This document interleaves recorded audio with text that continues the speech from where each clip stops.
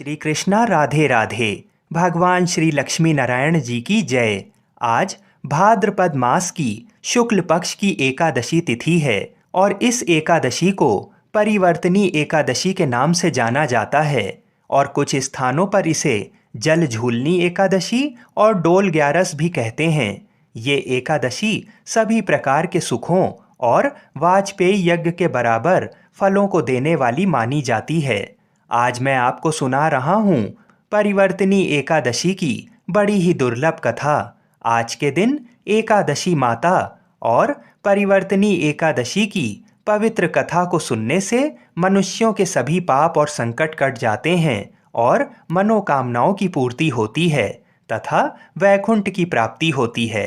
तो आप सभी लोग बड़ी श्रद्धा और प्रसन्न चित मन से इन कथाओं को पूरा अवश्य सुनिएगा। तो आइए भगवान श्री लक्ष्मी नारायण जी के चरणों का ध्यान करते हुए इस पावन कथा को सुनते हैं। एक बार पांडु नंदन अर्जुन ने भगवान श्री कृष्ण जी से कहा, हे प्रभु, भादों की शुक्ल पक्ष की एकादशी का क्या नाम है तथा उसके व्रत का क्या विधान है? उस एकादशी के उपवास को करने से किस फल की प्राप्ति होती है? हे कृष्ण, कृपा कर ये सब समझा कर कहिए। तब श्री कृष्ण जी ने कहा, हे पार्थ, भाद्रपद माह के शुक्ल पक्ष की एकादशी को परिवर्तनी एकादशी कहते हैं। इस एकादशी की कथा के सुनने मात्र से ही सभी पापों का शमन हो जाता है और मनुष्य स्वर्ग का अधिकारी बन जाता है। इस एकादशी की कथा से नीच पापियों का भी उद्धार हो जाता है। यदि कोई धर्मपरायण मनुष्य एकादशी के दिन मेरा पूजन करता है तो मैं उसको संसार की पूजा का फल देता हूँ।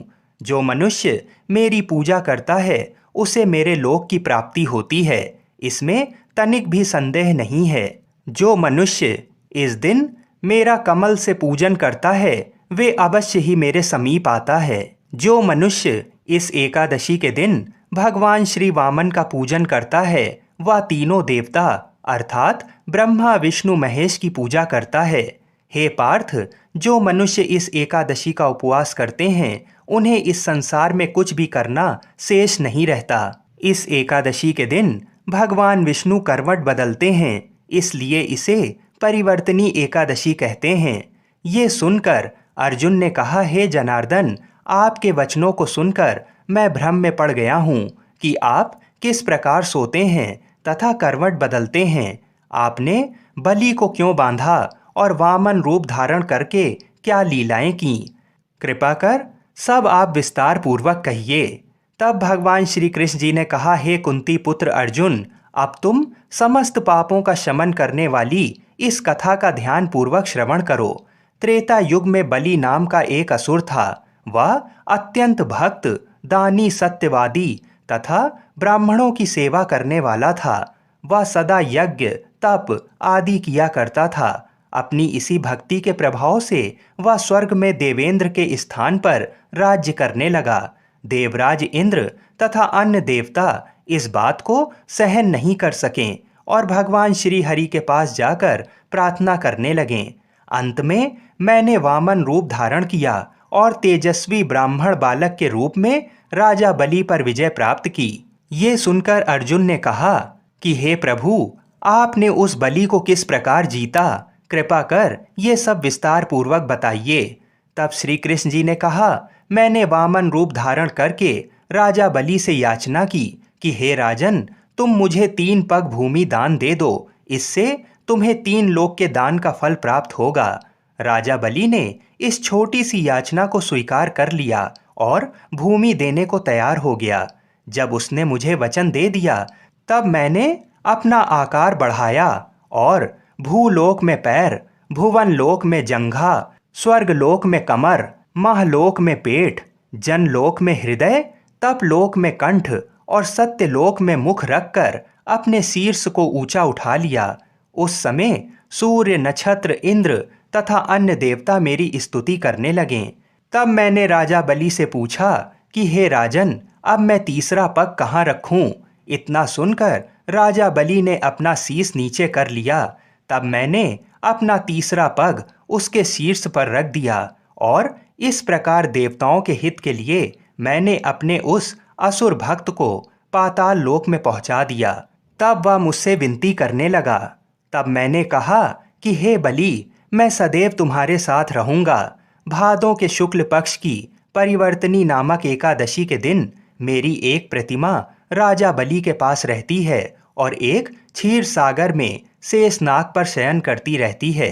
हे अर्जुन, दान करने के उपरांत मनुष्य को अभिमान नहीं करना चाहिए। राजा बलि ने अभिमान किया और पाताल को चला गया।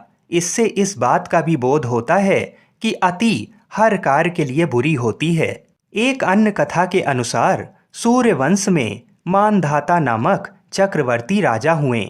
उनके राज्य में सुख संपदा की कोई कमी नहीं थी। प्रजा सुख से जीवन व्यतीत कर रही थी। परंतु एक समय उनके राज्य में 3 वर्षों तक वर्षा नहीं हुई। प्रजा दुख से व्याकुल थी। तब महाराज भगवान नारायण की शरण में जाते हैं और उनसे अपनी प्रजा के दुख दूर करने की प्रार्थना करते हैं। राजा भादों के शुक्ल पक्ष की एकादशी का व्रत करते हैं। इस प्रकार व्रत के प्रभाव स्वरूप राज्य में वर्षा होने लगती है और सभी के कष्ट दूर हो जाते हैं। राज्य में पुनः खुशियों का वातावरण छा जाता है। जल झूलनी एकादशी के दिन जो व्यक्ति व्रत करता है उसे भूमि दान करने और गोदान करने के पश्चात मिलने वाले पुण्य फलों से अधिक शुभ फलों की प्राप्ति होती है। इसके बाद अर्जुन ने कहा, हे प्रभु, अब आप मुझे इस एकादशी का महत्व और विधि बताइए। तब भगवान श्री कृष्ण जी कहते हैं कि आज ही के दिन माता यशोदा ने जलाशय पर जाकर मेरे वस्त्र धोए थे।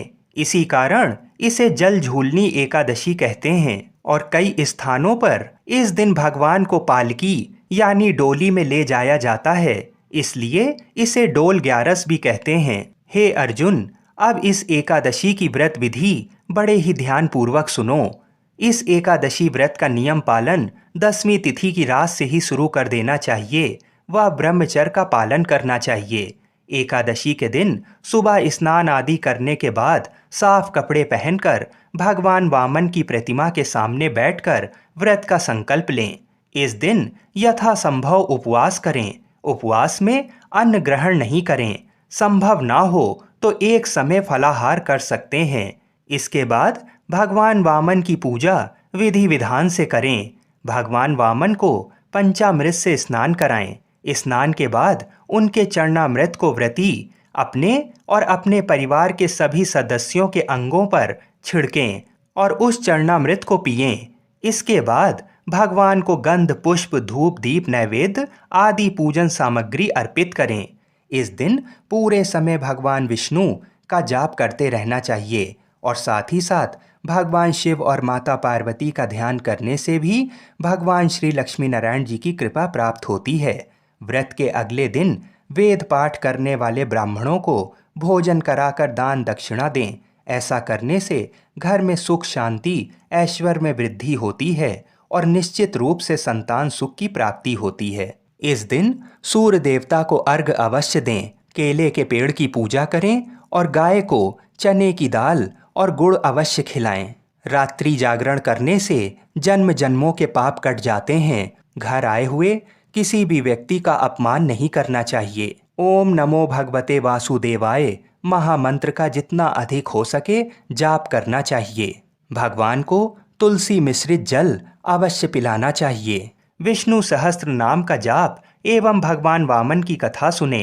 रात को भगवान वामन की मूर्ति के समीप ही सोएं और दूसरे दिन यानी दुआदशी के दिन वेद पाठी ब्राह्मण को भोजन कराकर दान देकर आशीर्वाद प्राप्त करें।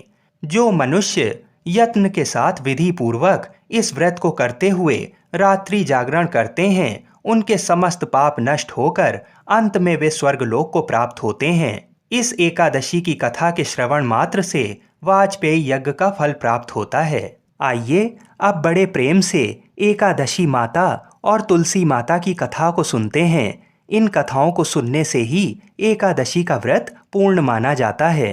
एक बूढ़ी माँ ने एक बार एकादशी का व्रत रखा। बड़ा ही भाव भक्ति से पूजा अर्चना की। उन्हें वृद्धावस्था में क्या बाधा थी, वे तो अपने पुत्र पौत्रों की सुख सुविधा के लिए व्रत रखने लगी थीं। वे दिन भर तो जरा कठोर मन करके अपनी प्यास को रोके रहीं। दिन में पूजा पाठ किया, कथा सुनी और पंडित जी को मिट्टी के पात्र में भरकर पानी और ऋतुफल दान में दिए। दोना भर भर के बूरा शक्कर वितरण किया। उन्हें गर्मी के कारण बहुत बेचैनी हो रही थी। इस कारण से बड़ी देर तक पानी में पड़ी रहीं और पानी के कुल्ला करती रहीं।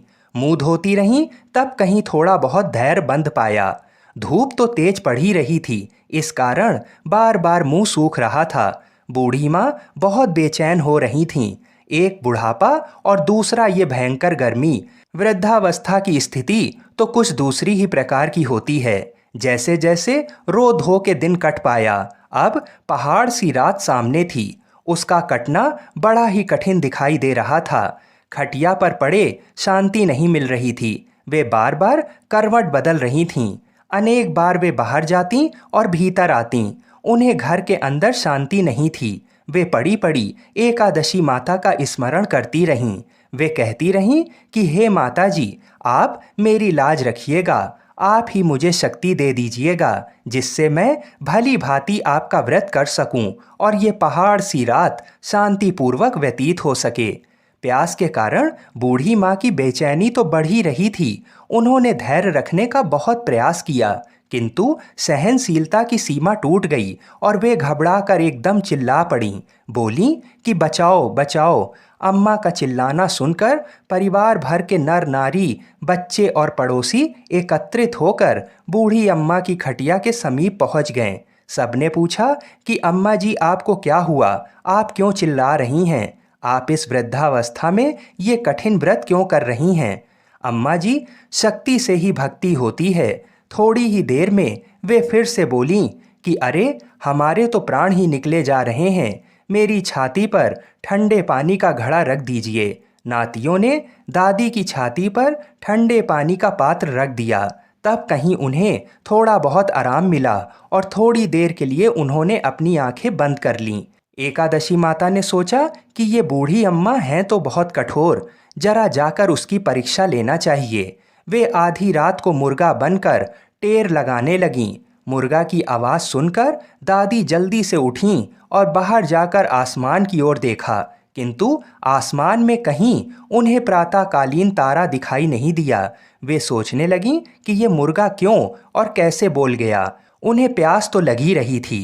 थोड़ा बहुत उनका मन भी विचलित होने लगा था, किंतु अंत में उन्होंने दृढ़ निश्चय किया कि मैं अब व्रत को पूर्ण करके ही छोड़ूंगी, चाहे भले ही मेरे प्राण निकल जाएं। ये सोचकर फिर वे खटिया पर शिथिल होकर लेट गईं। थोड़ी ही देर में एकादशी माता ने उनकी फिर से परीक्षा लेनी चाहिए। एक छोटी सी बालिका एक गिलास में शरबत लेकर उनके सिरहाने खड़ी हो गई और जोर से बोली कि दादी जी, सवेरा हो गया है, आप हाथ मुंह धोकर शरबत पी लीजिए। पहले तो शरबत का गिलास देखकर उनका मन ललचाने लगा, किंतु अचानक व्रत का स्मरण हो आया और उन्होंने सोचा कि मैं किसी भी प्रकार से अभी शरबत नहीं पी सकती हूँ, और वे शांतिपूर्वक अपनी खटिया पर लेट गईं। फिर थोड़ी ही देर में उन्हें ऐसा लगा जैसे किसी ने उन्हें पानी के कुएं में पटक दिया हो। वे बड़ी देर तक उस कुएं में हाथ पांव चलाती रहीं, किंतु उन्होंने अपने मुंह में पानी की एक बूंद भी नहीं जाने दी और वे दृढ़तापूर्वक अपना व्रत पालती रहीं। थोड़ी ही देर में ना जाने कहां से सामने आग जलने लगी, जिससे भारी गर्मी बढ़ने लगी। प्यास के कारण प्राण निकलने लगे, किंतु बूढ़ी अम्मा का कुछ भी नहीं बिगाड़ पाया। वे जहां की तहां मुस्कुराती हुई सी बैठी रहीं। थोड़ी ही देर में बाहर प्रकाश दिखाई देने लगा। ऐसा लगा कि जैसे सवेरा हो गया हो। बूढ़ी अम्मा ने जब बाहर निकल कर देखा तो समझ गईं कि अभी सवेरा होने में 3-4 घंटे की देरी है। ये जानकर वे शांतिपूर्वक इधर उधर घूमने फिरने लगीं। एकादशी माता ये बात अच्छी तरह से समझ गईं कि ये बूढ़ी अम्मा किसी भी प्रकार से अपने व्रत से नहीं टल सकती हैं। वे उनके सत्य व्रत को अच्छी तरह से समझ गईं। सवेरा होते ही बूढ़ी माता ने स्नान किया, भगवान का पूजन पाठ किया, एकादशी माता की कथा सुनी, ब्राह्मणों को दक्षिणा देकर भोजन कराया। तब कहीं उन्होंने जल ग्रहण किया। कन्याओं को भोजन कराने के बाद अम्मा ने स्वयं भोजन किया। उस श्रेष्ठ व्रत के प्रताप से बूढ़ी अम्मा की आयु में वृद्धि हो गई। उनका घर परिवार हरा भरा हो गया। घर में अब उनके कोई अभाव नहीं रहा। वे हर तरह के सुख साधनों से संपन्न हो गईं। नाती नातिनों से उनका घर भर गया और वे उसी दिन से 12 महीने की एकादशी का व्रत करने लगीं। एकादशी माता के व्रत के प्रताप से इस संसार में हर प्रकार के सुख भोग कर अंत में वैकुंठ धाम को चली गईं। जैसे एकादशी माता ने बूढ़ी माता और उनके परिवार को हरा भरा किया, ऐसे ही एकादशी माता हम सभी की मनोकामनाओं को पूर्ण करें। बोलिए श्री लक्ष्मी नारायण भगवान की जय। आइए अब अनंत फलों को देने वाली श्री राधा कृष्ण जी की बड़ी ही सुंदर कथा को सुनते हैं। एकादशी के दिन इस कथा को सुनने से सभी मनोकामनाएं पूर्ण हो जाती हैं। एक गांव में रमा नाम की एक स्त्री थी। उसके विवाह को 5-6 बरस हो गए थे, लेकिन उसकी कोई संतान नहीं थी।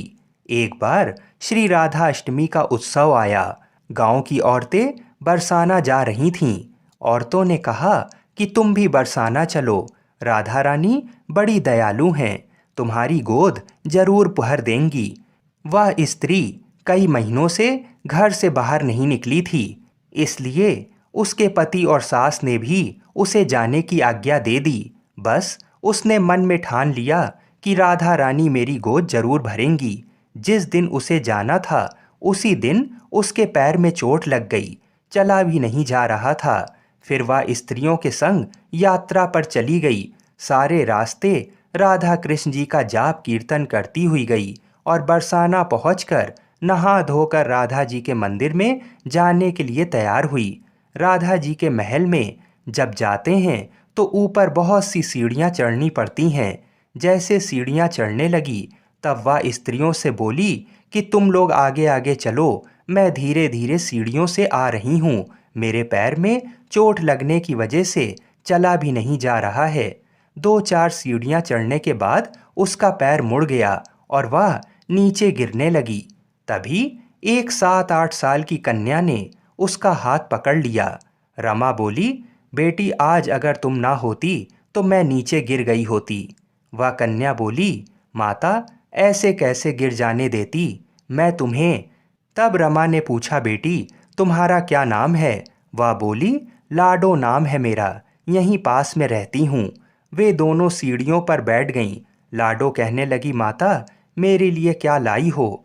ना कोई जान पहचान और लाडो ऐसी बात कर रही है। फिर रमा ने कहा, लाडो मैं कल तुम्हारे लिए कुछ ना कुछ लेकर अवश्य आऊंगी, तुम्हें क्या पसंद है? तब लाडो कहने लगी, मुझे नथनी, गले का हार, कान के कुंडल, चूड़ियाँ, मेहंदी, घाघरा, चोली ये सब चीज़ें पसंद हैं, कुछ भी ले आना। इतना कहकर वह बालिका भाग गई।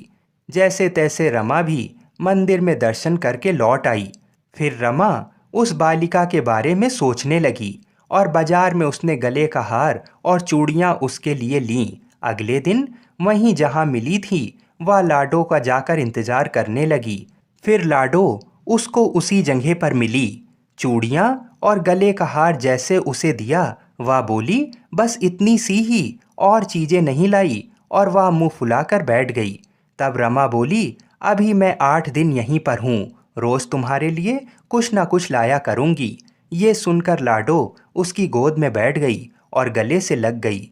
रमा तो रोने लगी। उसे जैसे एक संतान मिल गई। खूब प्यार से उसके सिर पर हाथ फेरा। ऐसे ही वह फिर चली गई।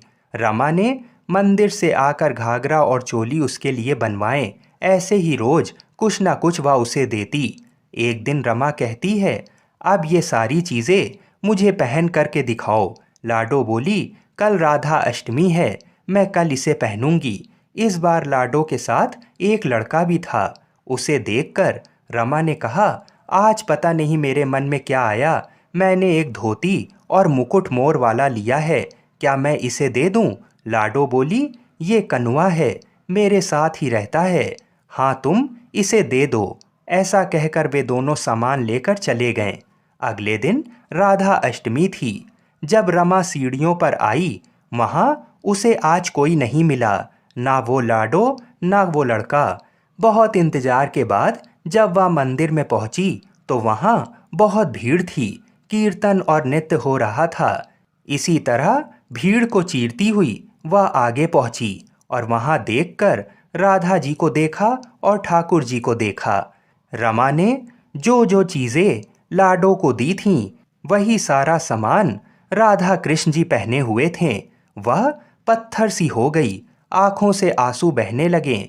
बात समझते देर ना लगी कि वह लाडो राधा जी और कन्वा कृष्ण जी हैं। स्वयं जगत के पालनहार उसके पास आते थे। राधा जी उसकी गोद में बैठती थीं और उसे मात्र सुख प्रदान करती हैं।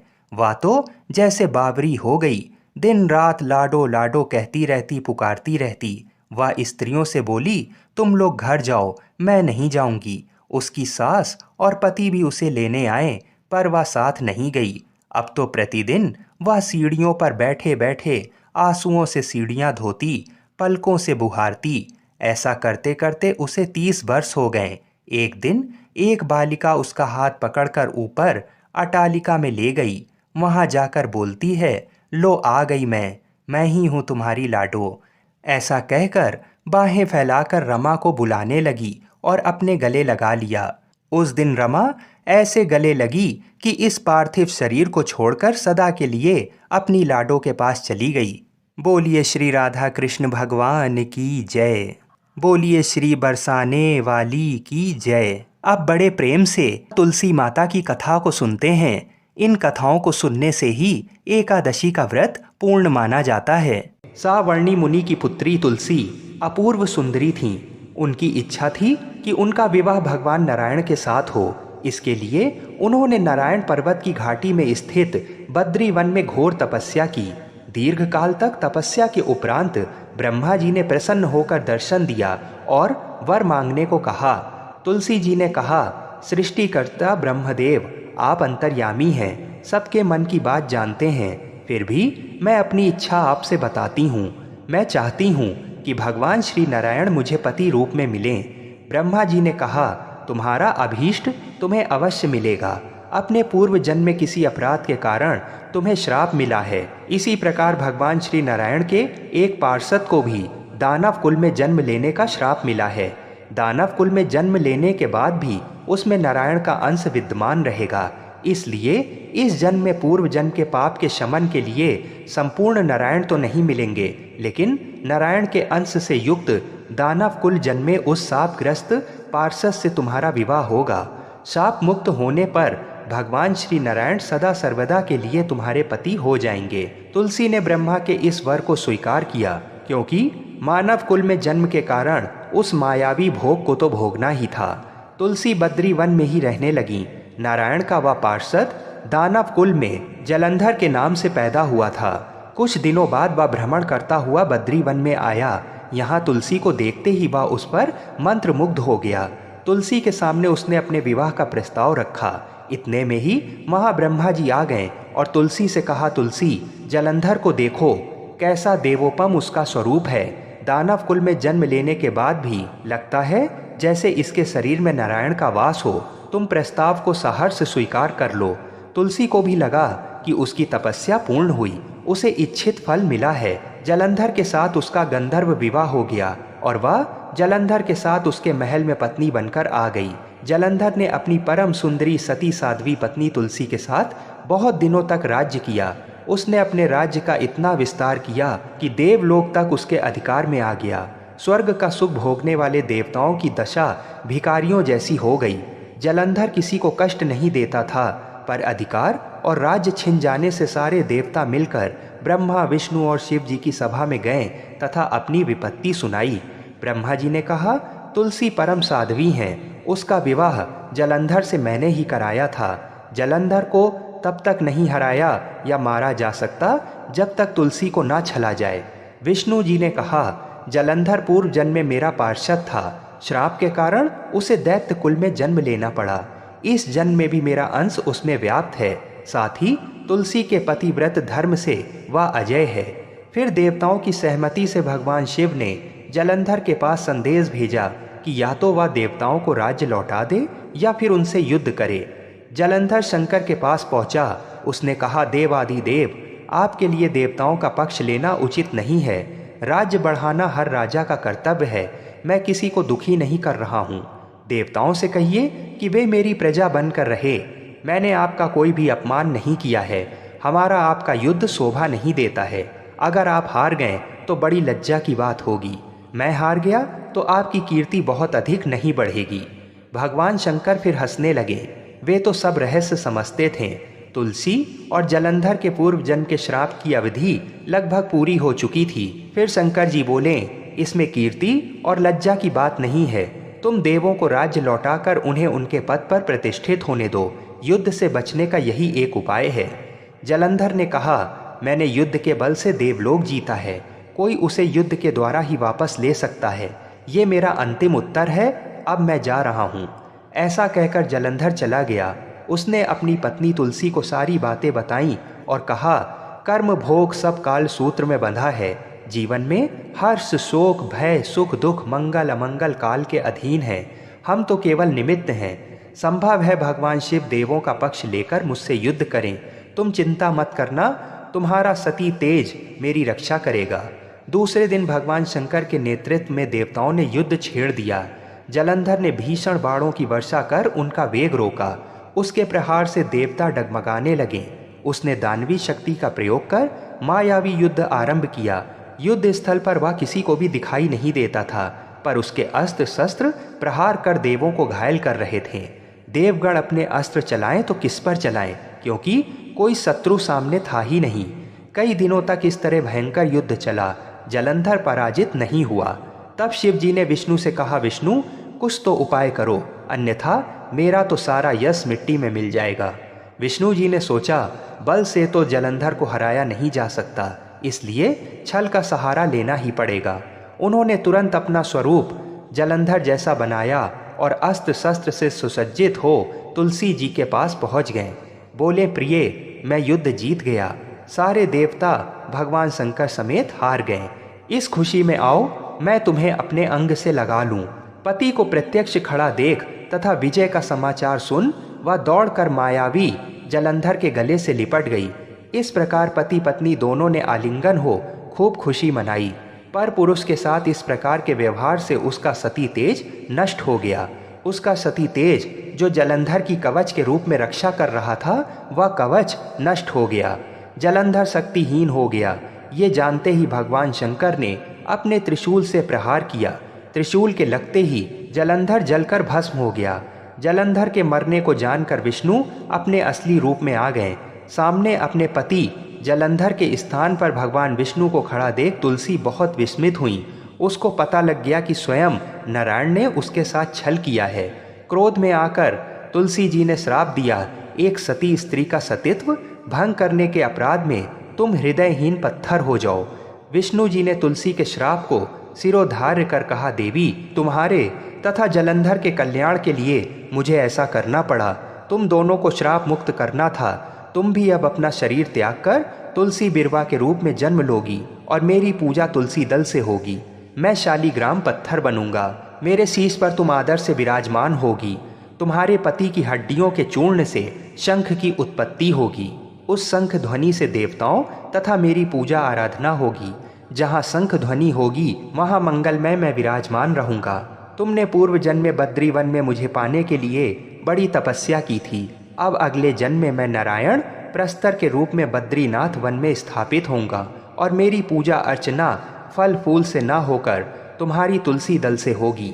मेरे शीश पर विराजमान होकर तुम मुझसे भी ऊंचा पद प्राप्त करोगी। बोलिए श्री लक्ष्मी नारायण भगवान की जय। बोलिए श्री तुलसाजी शालीग्राम जी की जय। जय श्री राधे कृष्ण।